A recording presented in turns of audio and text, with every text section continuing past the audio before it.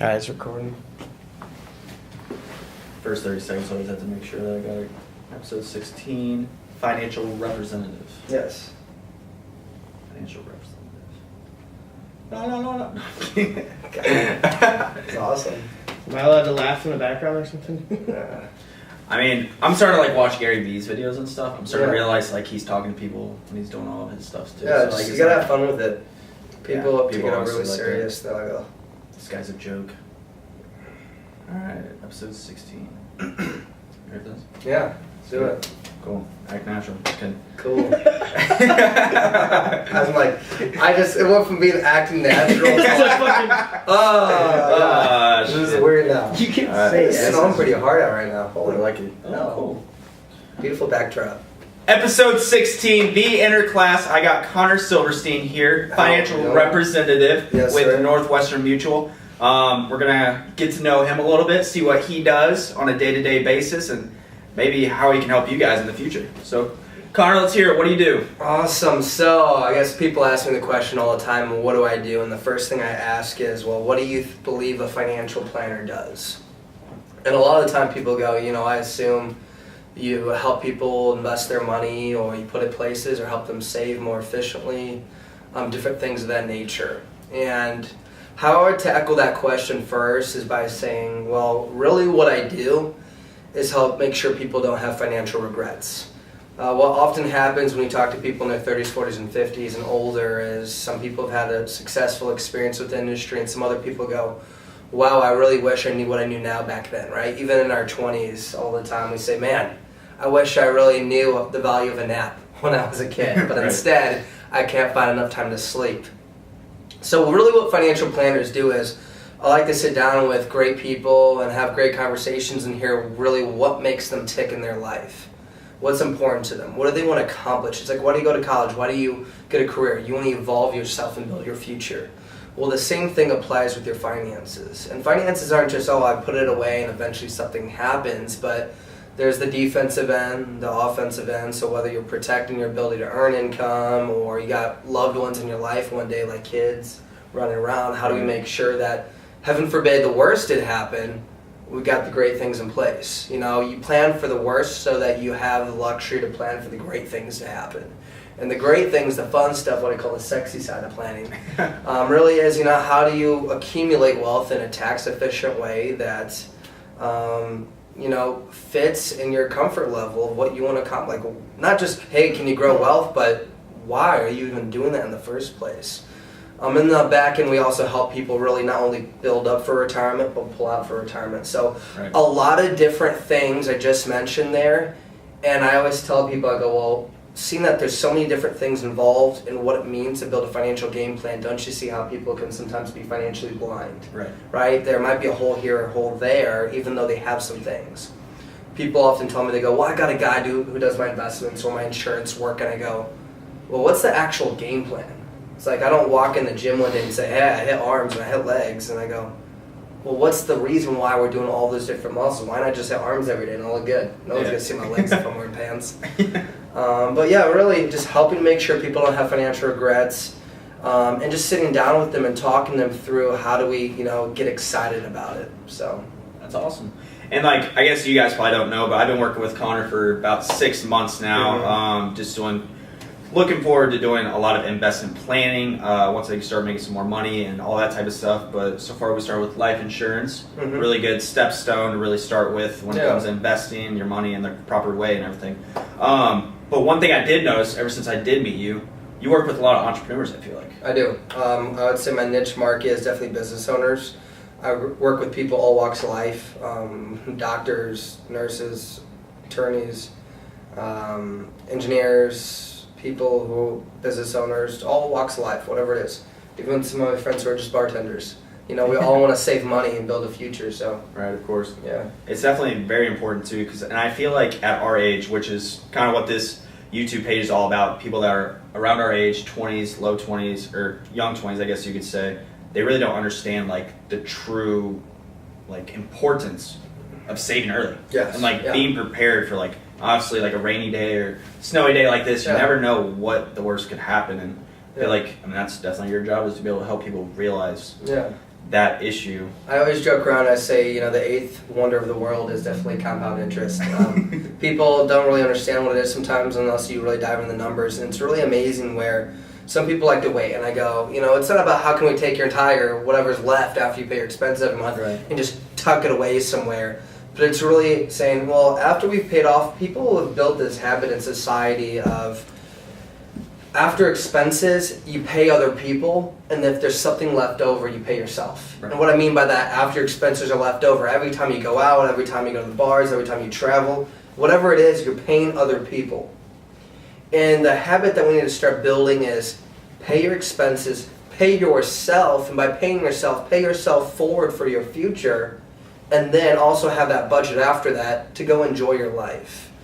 Now, some people when they're younger, they're a little bit more strapped for cash, not saying, hey, we're young, let's go have fun. Right. But how do you build that muscle? You don't just go from, I did competitive bodybuilding for 6 years, and I didn't go from, I didn't know how to work out to I'm picking up 600 pounds. No, I went from, for example, my analogy I use, you go from walking to a mile, then a 5K, then a 10K, then a half marathon, then a marathon. Not just walk to a marathon, let's go. Right. You know, you want to have fun, but you got to build that muscle. And I had to build the habits before I really challenged myself. And I think a lot of people, they go, oh, where do I start? And I go, something's always better than nothing. One of my good friends the other day wanted to do some planning, and I said, really where you are right now, we just need to build that savings account up, because if something happens, he's traveling all the time, he's a musician, up and coming musician, he's traveling all over the country all the time, and I said to him, well, what's your backup plan? If you get injured and you're not making income tomorrow, what are you going to do? Right. There's a reason why some people have to go back to their parents, ask friends, or start a GoFundMe account. People don't do GoFundMe accounts because they're like, today's the day we want to say, hey, world, we need some help. Yeah. But when you have that emergency fund, savings accounts aren't just so, hey, maybe you're saving up for something fun, but it's really just so, hey, you can be financially independent and secure. Yeah. And that's the first start. Then it's how do you build that foundation and start scaling it up in a way that makes sense. And you start branching out, having options and choices. Okay. Sure. So I think that's a really important mindset is a lot of people they're so focused on paying other people, well, because I don't know where else to put it. And I said, start just by building up a savings account. 3 to 6 months worth of expenses is generally what you want to have. For security reasons. For security reasons. Not saying, hey, let's just put everything and just keep, but build it up over time and say, hey, consistently, whether it's $10, $20, $30, $50, $100 a month, $200 a month, whatever it is, you're making based off of where you're at in your life, consistently put away. I always say about 5% of your income. 5%? Yeah. Typically when I say 20 to 25% towards our future, you don't go from 0 to 20, but you start building it up, and those percentages kind of fill up over time. Okay. So kind of attractive a question to young people and stuff. What percentage do you think income-wise can go towards, like the sexy side of things? So like things you want, cars, all that, like, I guess playful things. Playful things. So, I mean, it's really relative to the person. I always like to break it down in like that 20% bracket of you got 5% going towards your savings, 5% going towards retirement, and that 5 to 10% in the middle. So let's say we're just sticking to that 20 bracket, that 5 to 10% going towards your middle term bucket. So when there's a lot of expenses that happen in your 30s, 40s, and 50s. Maybe you have kids, maybe you want to go buy a home one day, maybe you want to put them in college, maybe you want to buy your toys, whatever, kind of later in life, or maybe it's for retirement, that's why you have a retirement bucket, but you got to build up for that.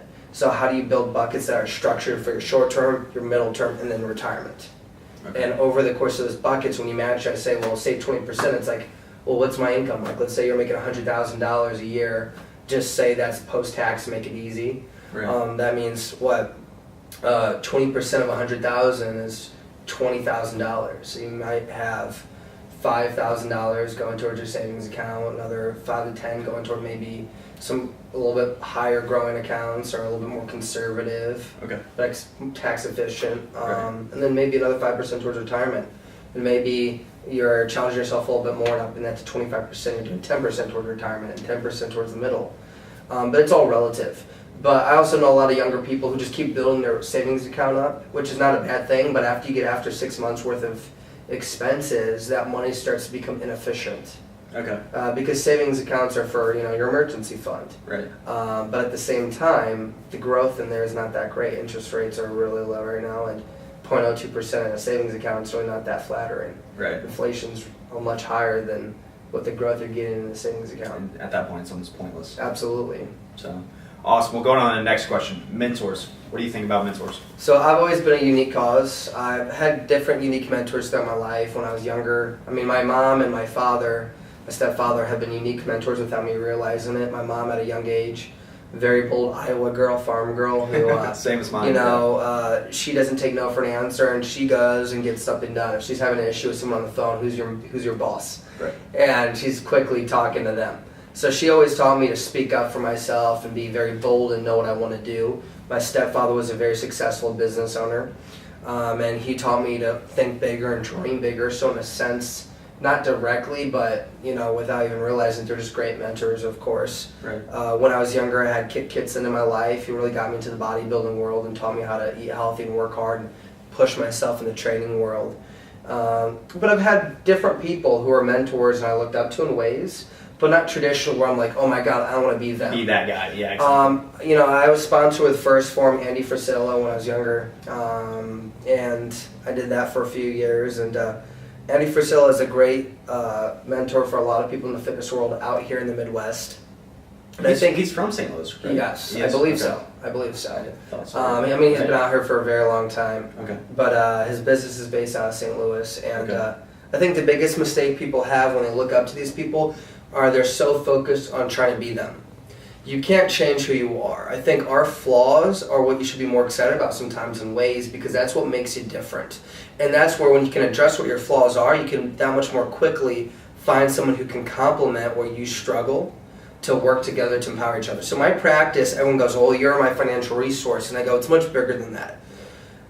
These are my pros, these are my cons, this is where I'm strong, this is where I'm weak, and I want to figure out how we can work together to empower each other, because I can't be amazing at everything. Right. I just can't. Right. I'm ADHD, I'm high energy.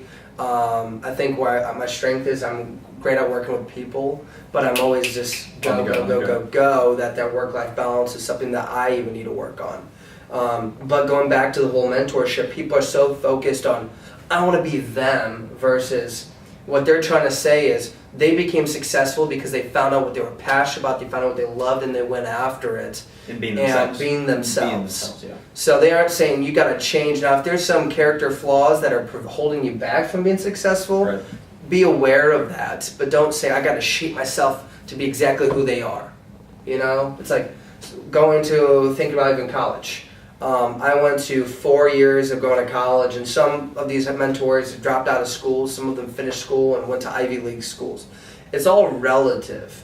But when I went to school, the one thing I was stubborn in was the fact that I didn't really truly take the value out of what I had there. Right. I truly feel my education started that much more the last year of my college, and more so now, where I get to meet with people all walks of life and learn about what makes them tick. In school, I got good grades relatively. I was kind of skating by and just saying, hey, I didn't get my degree. I want to do well. Every single time, I didn't have bad grades, but I knew I could have been that, A student, 4.0 student, doing great and all that. And I just realized my own stubborn attitude was getting in the way, and I clearly didn't want it bad enough. I was talking more about how much I wanted it than actually doing the actions to prove it. But I also had this mentality of, oh my God, if I don't do well in school and get this grades, I'm not going to do well in life. And truly, that's not the case. There's some organizations that say, well, your GPA is not high enough, I'm sorry to make the cut. But there's so many opportunities out there in that world that foster creativity, culture growing, who you are, and find out where that fit is. Yeah. A lot of young people are saying, oh my God, if this doesn't happen by then, life is over. And I'm saying you're so focused on the agenda of life versus enjoy the process, because if you get hit by a car tomorrow, what was the point of stressing? People are so focused on the next step, and I was so focused on, you go to high school, then college, and you get the job, then you get married, then have kids, versus there's so much opportunity out there, and people are afraid of being scared. If you're not scared, you're not dreaming big enough. It's very true. And that goes with being uncomfortable. Yeah, people I'm are so afraid of being every day. That's how you have to be, yeah. Yeah. And it's Tanner and I actually talk about sometimes how we want to meet a new person every single week, just to be able to put ourselves in that position. Mm-hmm. Feel awkward, I'm sure you've done it before and you felt awkward, right?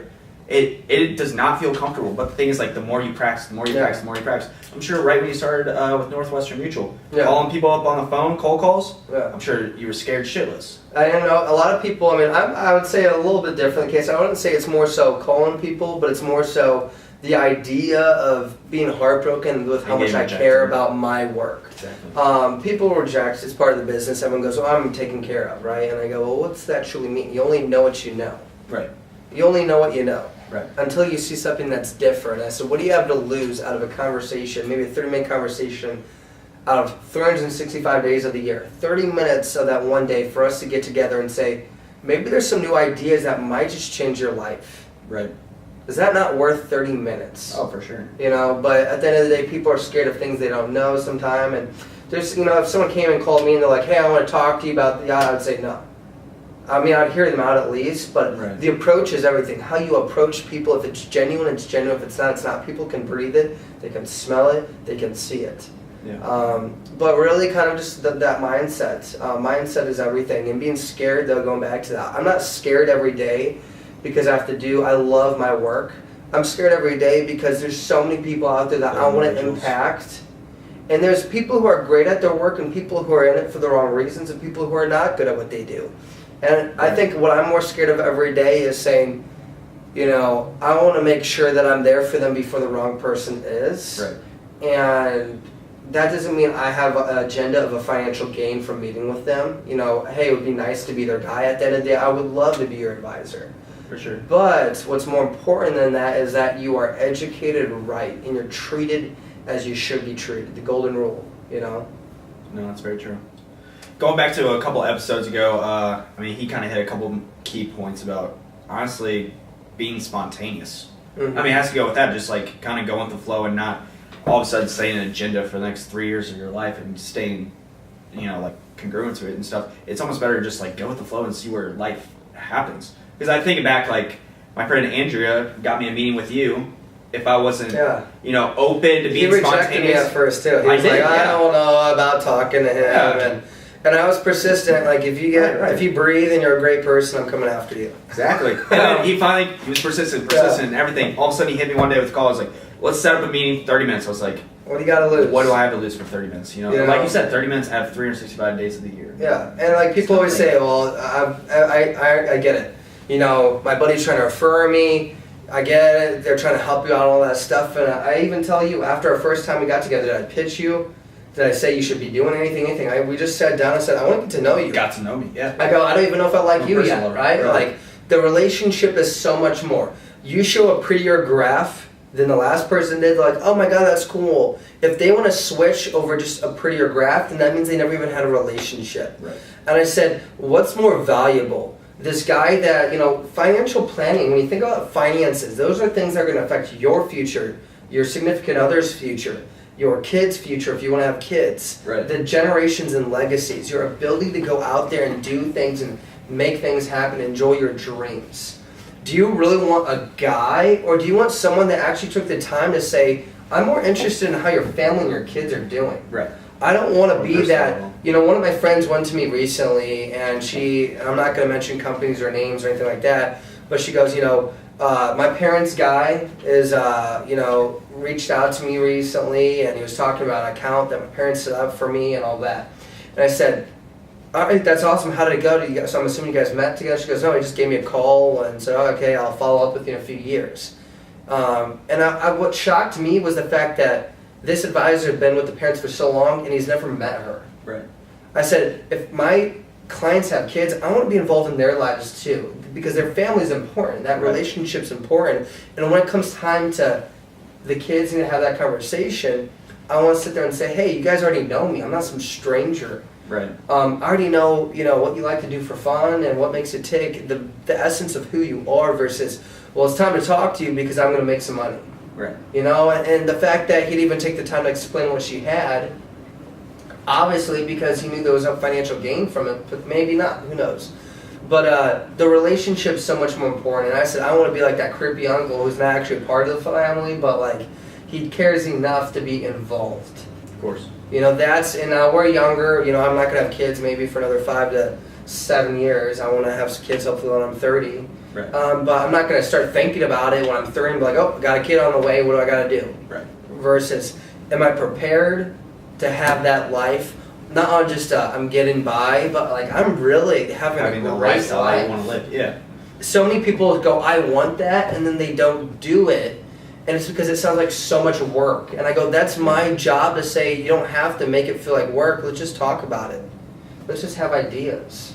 You know, it's funny you said that. And he got me on to Gary Vee. The Gary Vee train, one of his favorite quotes I always hear him say is, he's like, a screwdriver works, but if you don't use it, that screwdriver sucks shit. That's it, word for word, that's what he says. And it's so true. It's like a matter of like, people want it, they just don't, they don't go after it and do it. Yeah, people, it's like a Brazilian Jiu-Jitsu. I quit bodybuilding for Brazilian Jiu-Jitsu. Right. Like, how do you get into that? I go, I thought it was cool, it sounded great. And it's like New Year's resolutions. Why do you need a New Year's resolution to go do something? Exactly. Just go out there and do it. And I literally go, I can keep talking about doing it, or literally Googled Brazilian Jiu-Jitsu, saw 2 schools, tried them both out, fell in love with one of them, have been doing it for a year and a half now. You can probably Did do a it probably the rest of your life, Yeah, I want to do it the rest of my life if I can. I want to have like my office with a black belt and saying I can not only build a beautiful future, but I can protect you. Protect you, yeah. I'll choke you out. Beat anybody else up. Yeah. So, yeah. I love it. Well, on to the last question. I guess one overall broad or very narrowed down tip you have for young entrepreneurs or young individuals that are in college right now that are confused, blinded, they don't know what to do. I think being an entrepreneur has to do with being creative with life. Entrepreneurship means many things. Being creative with life, seeking new ideas. It doesn't necessarily mean being a business owner. I'm an entrepreneur. I'm not a business owner. I mean, I own my own financial practice, but I'm not starting my own company up. Correct. Entrepreneurship, to me, is getting out there, and my tip would be, find out those things that you don't know anything about, and just ask questions. Get involved in things. You're busy, Google about it. Just read some things that you know nothing about. People go, I don't know what I want to do with my life, and I said, people need to be more like entrepreneurs in the sense of go out there and learn about new things that you know nothing about, right? Yeah. I didn't know I loved Brazilian Jiu-Jitsu. I'm doing it now. There was a speaker named Manley who climbs mountains, like those crazy, like Mount Everest type mountain, like straight up, like living off a wall, like legit, scaling like for 3 days in like foreign countries. I go, I want to do that, and I went up to him. I go, how do you even get involved in lifestyles like that? Well, you see these crazy videos of like what makes people great, and you're like, I want to do that. That sounds awesome. And that's part of entrepreneurship, getting out there and going and learn. And so I walked up to him and I said, how do I do that? Like, how do I go from, I've climbed a few times the upper limits and with my buddies, like, but how do I go to that level? And he said, you got to start surrounding yourself around those people. And eventually it takes you there. And said, this is where I want to go. Help me get there. People want to help when you're genuinely interested. So what I want to start doing once my schedule allows for is I'm going to start going to upper limits. And I'm going to start climbing a little bit more and get more efficient at it and say, what's the game plan? Like, let's someone who actually does it, what's the agenda you set? Let me start getting efficient, let me get my gear, and eventually I'll be doing like outdoor climbing in the summer with them, and eventually I'll say, what level do I need to be before I can go travel to some country and climb on a freaking mountain for fun? You know how sick that'd be though? Like that's a story, and I'm like, I'm in my suit and tie during the week, and on the weekend I'm climbing a mountain. Entrepreneurship, and like that is what can stimulate new business ideas and relationships. That's why I love my career, because I meet people in all walks of life that I say, how can we empower each other to be more like entrepreneurs and evolve the world? The world doesn't grow without people. Like, people are scared. Oh, it's scary. Well, yes, life is scary anyway, so might as well have fun with it. So my biggest tip is get out there, and if there's something that you're curious about, go find someone who knows about it. Ask. Be vulnerable. Right. If you can't be okay with being vulnerable, then you'll never know what you're missing out on. So embrace being vulnerable. I'm scared every day. I've had a successful, I can't say financial practice because I'm 2 years into my financial practice. By the way, let's pause that though. Yeah. Number 1 intern in the nation from Northwestern Mutual. Yeah. I guess we didn't mention that in the, I guess we mentioned it in the description and everything, but number 1 intern in the nation. Yeah, so, for winter camp I did a successful job and met some great people during that period of time, but You know, people ask me, well, when I was number one for winter camp, what was your secret? And I said, people are tired of being lied to, pitched, sold. You know, I don't have a pitch. I don't have an angle. I've said, if you're interesting, if you got goals in your life, I want to hear about it and see if I can be a resource. You never know what can happen. But it's not always how much you know, it's how much you care. I'm younger. I don't know as much as some of my colleagues who are 20, 30 years in the business. Of course. But I'll sure as hell be here when you retire. And they're retired, and maybe they're on a beach. Maybe they're not even around anymore. Who knows? Right. But I'm young, so. You got plenty of years, that's Absolutely. for sure. Awesome. Well, that's episode 16, guys. If you guys haven't hit subscribe yet, right down below. Please smash that button for me. Also, hit like if you haven't done that yet. Connor Silverstein here. Do you want me to put your information in the bio? No, absolutely. If anyone ever has any questions, I don't care what it could be. If I don't know the answer, I'm not going to have some bull crap answer saying, well, I got everything for you. I don't. But I'm surrounded by great people. I mean, I help a lot of young professionals who are out of school working full-time deal with how do I manage a budget and take care of the student loans and start some sort of plan for the future. You know, that the best way I'm happy every day is having great conversations with good people. There's no such thing as a dumb question. It's amazing.